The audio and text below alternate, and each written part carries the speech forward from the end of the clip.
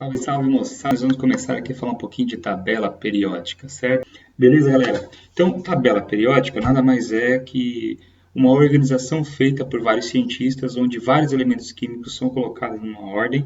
Esses processos de modelo atômico, gente, eles seguiram uma evolução por passar do tempo por vários cientistas, né? Os que mais se destacaram foram Dalton, Thomson, Rutherford e Bohr. Você pode observar aqui que nós temos alguns desses cientistas colocados aqui de ladinho com um desenho no seu lado. Esse desenho, tá? Esse desenho ele tem a ver com o que cada um fez e com o apelido dado para cada um desses modelos. Nas aulas anteriores nós já falamos um pouquinho sobre esses modelos em um vídeo que vocês tiveram que ver, beleza? Vamos começar então a falar um pouquinho de Dalton, Thomson, Rutherford, Bohr e também, por que não, o modelo atual nosso, beleza? O primeiro modelo que eu tenho para falar para vocês é o modelo atômico de Dalton. Vamos pensar o que foi Dalton, o que ele fez, tá? Dalton é bem simples, o que você tem que saber é que apelido desse modelo é o modelo da bola de bilhar, certo? Basicamente uma esfera maciça, indivisível, certo?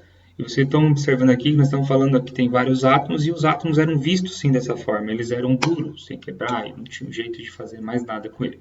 Beleza? Essa é a parte principal que você tem que saber hoje do modelo atômico de Dalton. Partindo dele, nós partimos para um próximo modelo que é o de Thomson.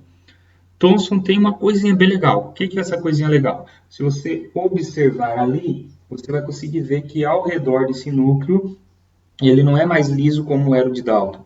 Ele tem uma outra situação. Qual situação? Você observa aqui que ele tem elétrons disponíveis. O que é elétron? Elétrons são as cargas negativas e prótons são as cargas positivas. Até então, não era descoberto nada disso. Então, surge Thomson, pegando a teoria de Dalton, estudando um pouquinho mais, e ele consegue chegar a essa conclusão que um núcleo, na verdade, dentro desse núcleo que eles achavam que era indestrutível e tudo mais, tinha uma outra coisa chamada elétrons. Ou seja, ele é conhecido como pai dos elétrons, tá? Falou em elétron, Thomson, você sempre acerta quando fala nisso aqui, beleza? O nome dessa teoria dele ficou conhecido como pudim de passas, por isso que um pudim, onde tem um buraco no meio, né, que seria o núcleo, e ao redor desse pudim as pastas representando, ou as passas, né, representando aqui os nossos elétrons, beleza? Aí depois vem o Rutherford. O Rutherford ele teve um estudo um pouco mais avançado, pegando o Thomson. Qual a diferença dele? Ele tem um apelido também que é o modelo do planetário, né? A diferença é simples, é como se fosse um planeta. Nós estamos aqui no centro e ao redor tem os planetas circuncidando. Ou seja, como se fosse o Sol e ao redor tudo se girando ao redor.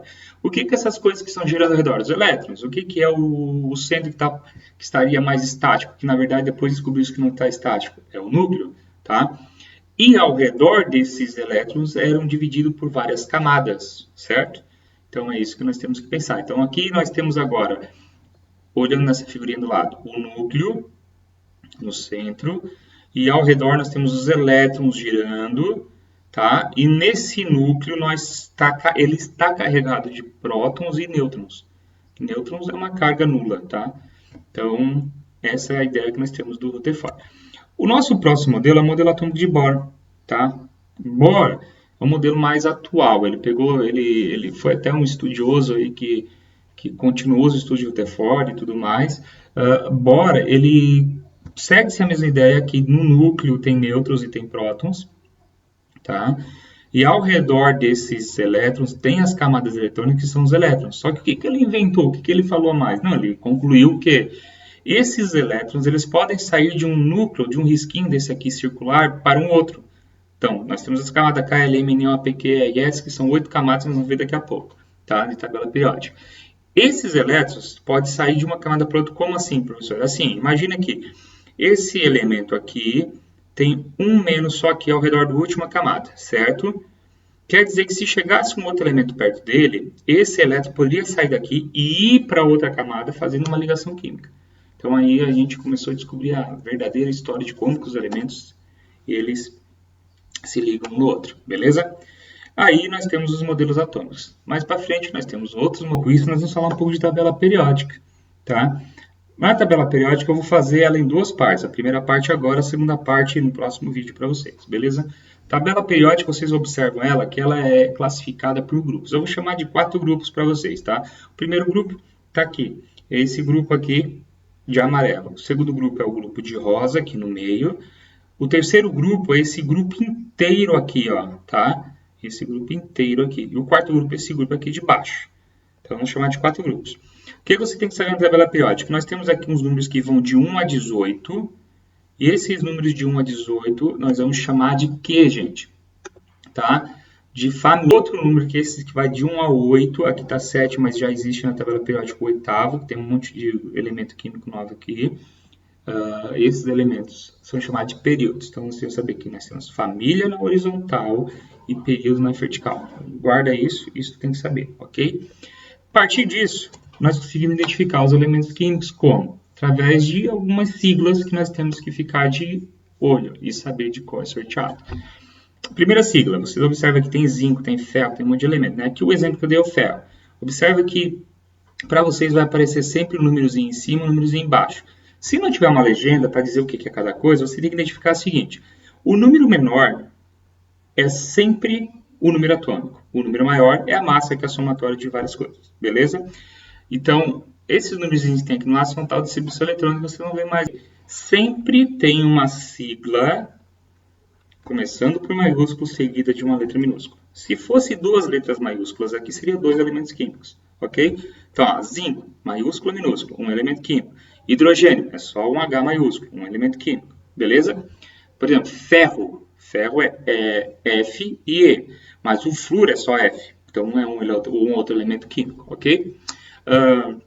Com isso, nós conseguimos chegar nessa conclusão, que nós temos um zapping para todo elemento químico, onde o Z é o número atômico, tá? O A é a massa, o P é o próton, o E é o elétron e o N é o nêutron. Então, os conceitos básicos que nós temos são que o Z representa o número atômico, que é a mesma coisa de prótons. Então, Z e P é a mesma coisa. O A, nós já sabemos que é a massa. Então, nós conseguimos saber também o número de nêutrons, que é você diminuir a massa do Z. Tá bom? Com isso, nós temos essa seguinte ideia. Um elemento qualquer sempre vai ter uma massa e vai ter um Z. Não necessariamente a massa vai estar em cima e o Z vai estar embaixo. Pode estar o Z em cima e a massa embaixo. Por isso que eu dei aquela dica. O Z sempre é um número menor que o A. Quando eu falo em massa, é a somatória de alguma coisa. Beleza? E aí nós temos A é Z mais N, N é A menos Z e Z é A menos N.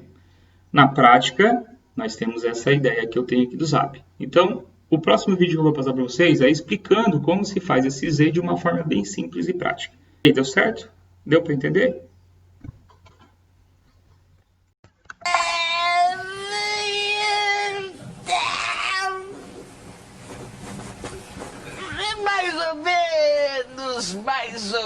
Mais ou menos.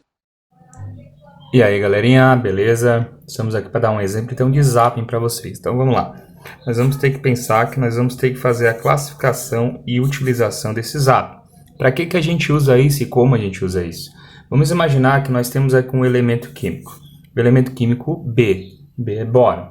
O bóron, se nós olharmos na tabela periódica, nós notamos que vai ter um número 5 e um número 10 embaixo, como destaque. Ou seja, nós temos o 5 sendo alguma coisa e o 10 sendo alguma coisa. Pelo que nós vimos na aula, nós notamos que o número menor sempre vai ser o Z. Então, como o Z é número atômico, nós vamos colocar aqui no lugar do Z o 5. E aí, olhando para cá, nós aprendemos que o número maior sempre é a massa atômica. Como A é igual à massa atômica, nós colocamos aqui 10. Como eu coloquei naquele slide também para vocês, nós vimos que Z e P é a mesma coisa. Isso e isso, nós estamos falando que é a mesma coisa. Como é a mesma coisa, nós temos aqui então a seguinte situação. Mesma coisa, prótons. Prótons e Z é a mesma coisa. O número de elétrons sempre vai ser o mesmo número de P, ou seja, vai ser 5. Ele pode ser alterado de acordo com a carga que nós tivermos aqui em cima dele. Por exemplo, se aqui eu tiver menos 2, é uma carga que a gente chama íon, isso aqui é um ânion, negativo. O íon pode ser cátion ou pode ser ânion. Cátion é positivo e ânion é negativo. Como ele tem essa carga aqui, menos 2, o que vai ser aqui em relação a esse 5? Se ele for menos 2, aqui não vai ser 5, ele vai ser 7. Então, se a carga for menos 2, como a gente viu aqui, ele, em vez de ser 5, ele vai ter que ser 7, ok? Então, vamos colocar que esse exemplo que nós colocamos aqui seja com a carga menos 2. O que é o nêutron? O nêutron nós vimos que é o A, tá? Ou seja, nêutrons é igual a A menos o Z.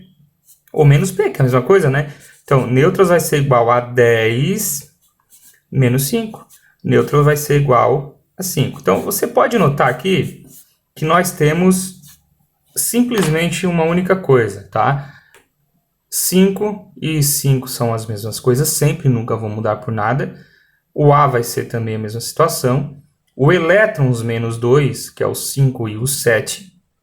5 e 7, que ele pode estar mudando. Se não tivesse isso aqui, seria só 5. Como ele tem isso aqui, eu coloquei aqui para a gente saber que ele vai ser 7. Sempre que for mais, menos, soma, e quando for mais, diminui. Olha só, aqui nós temos outro exemplo. Por exemplo, eu vou colocar aqui para vocês o oxigênio.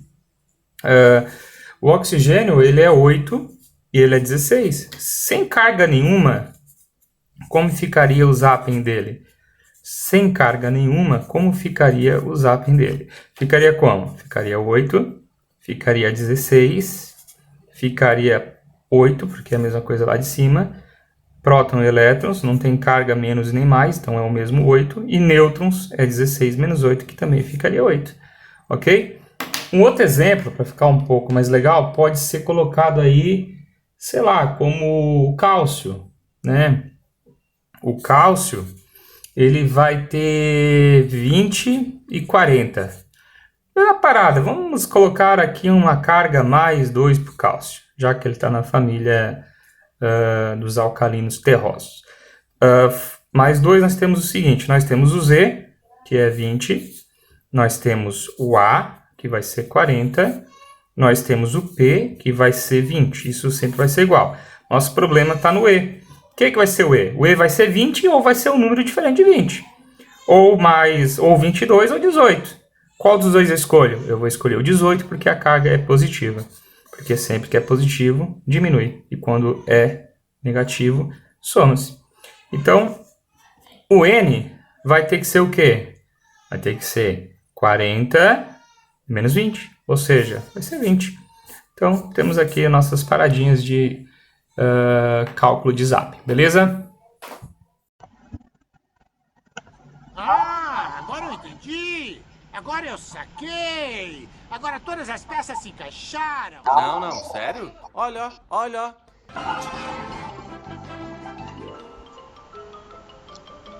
Isso é tudo bem, pessoal!